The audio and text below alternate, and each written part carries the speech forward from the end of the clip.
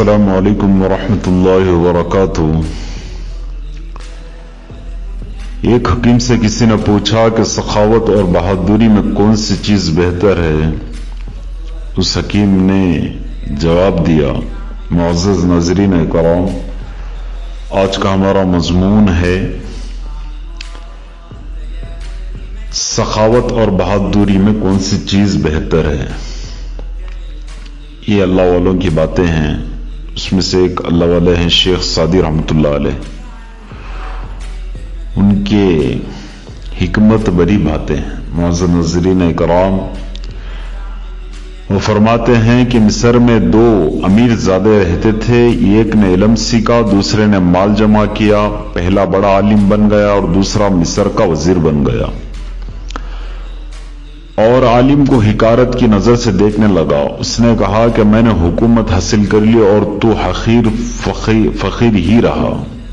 आलिम ने जवाब दिया, ए भाई, अल्लाह ताला की नेमत का शुक्र मुझे अदा करना चाहिए कि उसने मुझे पैगंबरों का वारिस यानी इल्म विरसा यानी इल्म अता किया है।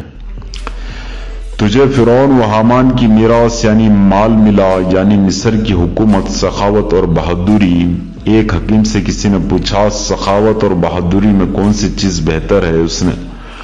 उस हकीम ने जवाब दिया, जिसमें सखावत है उसको बहादुरी की जरूरत नहीं है।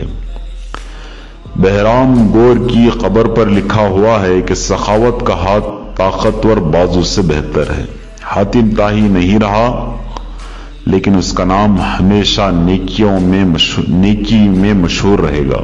माल की ज़कात निकालता रहे, क्योंकि माली अंगूर के बेकार शाखें काट फेंकता है तो अंगूर ज्यादा आता है। यानी इससे पता चलता है कि हिकमत की बातें अल्लाह वाले बेहतरीन क्या करते थे। यानी इससे समझ में आता है कि सखावत का हाथ ताकतवर बाजू से बेहतर है। सखावत का हाथ ताकतवर बाजू से बेहतर है।